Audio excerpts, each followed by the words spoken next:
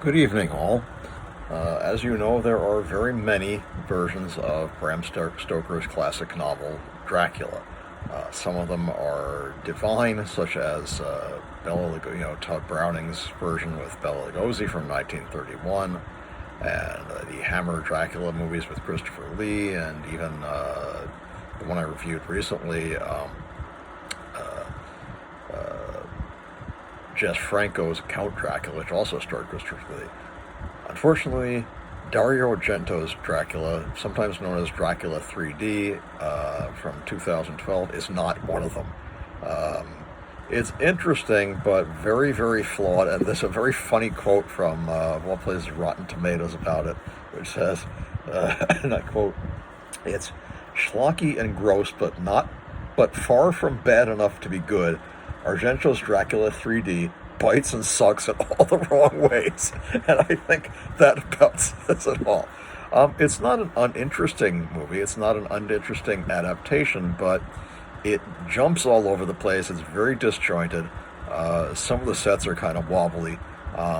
The acting is very wooden by just about everybody, except for, with the exception of Rutger Hauer as Abraham Van Helsing, though unfortunately he's not in the movie very long.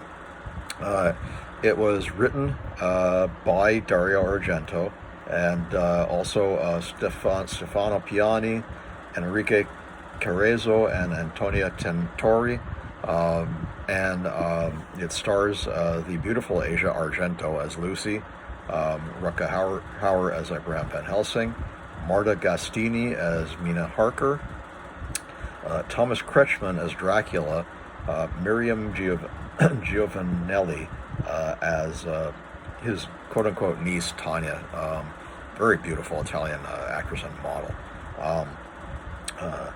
Maria Cristina Heller as Jarmila, who's just a villager, and Unax Ugalde as Johnathan Harker, and also a guy named Giuseppe Loconsole as Zoran, and I forget who plays Renfield, but the guy who played Renfield was pretty good too.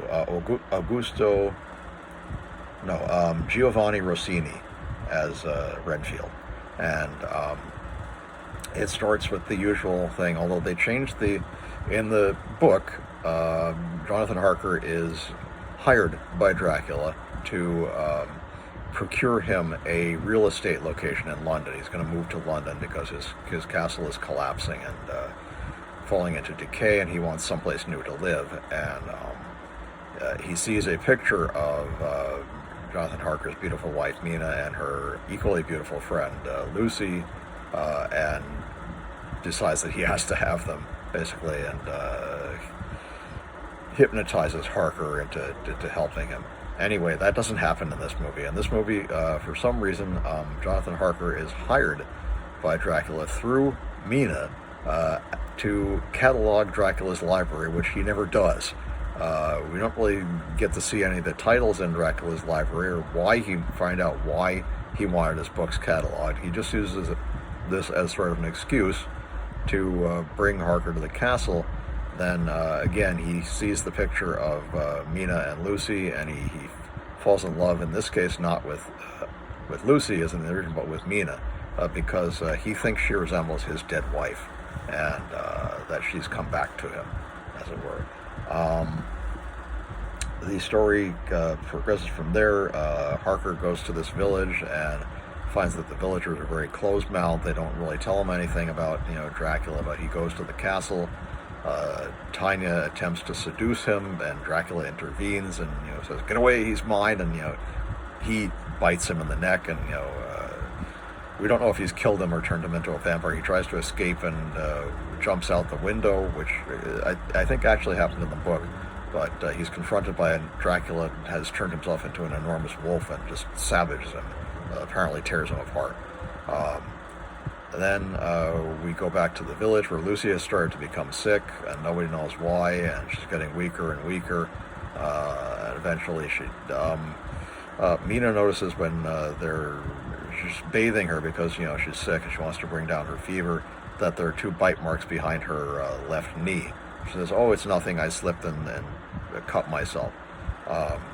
But yeah, she doesn't quite believe her. I know that there's a slight, and it's not really particularly emphasized. There's a slight lesbian undertone there, where they're in the bath and Lucy is naked and Mina is bathing her, and seems a little bit more attentive than she should be.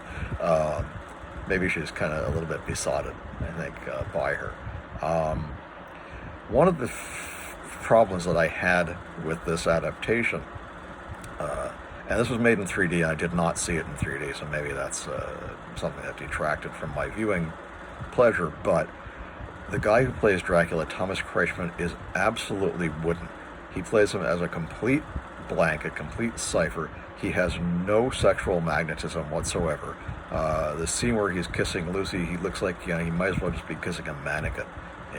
I don't know if Kretschmann is gay or if there's like some reason that he did not seem to have any real physical attraction with any of the female stars, including Marta Gastini. He professes love to her, but he doesn't really seem to love her. There's bad acting, there's silly dialogue. There's some good sets and set decoration and costumes. You have to give it that. It was shot at a castle in Italy. It's a joint Italian Montalto Dora Castle in Italy, joint Italian-Spanish production.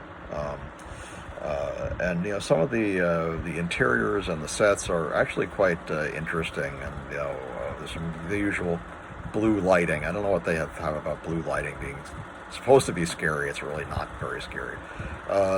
Just a warning for you, there's lots of gore, there's lots of blood, people get their heads cut off, and a giant Dracula turns into a giant praying mantis and pokes his limb through a guy's chest to kill him. Again, I don't know where the heck they came up with that. I think they're just trying to produce jump scares probably for this movie that was in 3D, and they thought, well, what can we do that hasn't been done? Oh, I know, we'll have him turn into a big bug, and poke his forelimb through somebody. There's just a lot of just strange stuff. The town council apparently has some sort of quote-unquote pact with Dracula. And they hold a meeting saying, he's gone too far and he's killing too many people and they have to deal with him. They don't realize that there's this little fly on the table, and the fly is a spy, but it's also part of Dracula himself. And all of a sudden the window bursts open and thousands of flies come in and they coalesce into Dracula. Which I thought that was kind of a cool special effect. And then he just slaughters all of them except for his agent Zoran, who has remained loyal to him. He slits one of them's throat with these nails, bites another one in the neck. A guy tries to run away, he throws a sword and it stabs him right through the chest, through a wooden door. I thought that special effect was well done. He makes the chief of police take his own revolver and blow his brains out, and then he leaves, goes back to the castle, and by this time Dr. Van Helsing has shown up, as portrayed by Rutger Hauer, and he knows what to do, and he starts going about destroying the vampires. But he won't tell Mina what's going on because he doesn't really want to reveal, that the supernatural elements of what's happening. He goes to the crypt where Mina is buried, and she's not in her grave. She comes back with the body of a little girl who she was giving piano lessons, who she obviously has now turned into a vampire and killed. You see the bite marks on her neck, and she's trying to convince Lucy that or Mina that she's fine and she's still Lucy, and obviously she's not. And Van Helsing, she starts to, you see the fangs come out, she starts to attack. Van Helsing throws an oil lamp at her, and the oil covers her body and just melts her. Literally. I think there's a scene in the original novel where it becomes clear that vampires can in fact be destroyed by fire. And I think that's what happens to Dracula in the end of the novel. So that differs from later Hollywood versions where they say that vampires can't be killed by fire or anything but a wooden stake or a silver bullet, because all supernatural creatures apparently abhor silver.